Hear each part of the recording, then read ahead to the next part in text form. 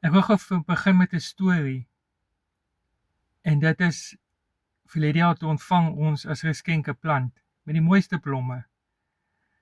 En my vrou plant toe 'n plant uit met die blomme en nie lank daarna nie vroetjie blomme val die blare af.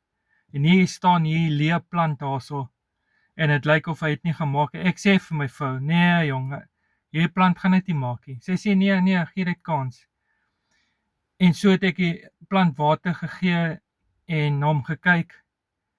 En die afgelope tyd het hy begin blom en ek gaan vir jou wys een van die blomme. Dit is die blom van die plant. En dit laat my dink oor hoe God vir ons sorg. Wanneer die lewe maak dat al ons blomme en ons blare afval en dit lyk asof ons dit net nie gaan maak nie, kom Matteus 6 vers 26 en 29 en Jesus sê, soos wat God vir die lelies in die veld sorg en die voëls, so sal hy vir ons sorg.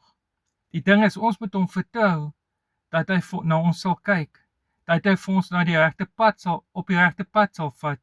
Al lyk dit of alles in mekaar gaan, al lyk dit of ons doodgaan. By God is daar altyd lewe en ons moet hom net vertrou. So ek wil jou aanmoedig met hierdie woorde. Vertrou God dat hy vir jou sorg. Bye bye.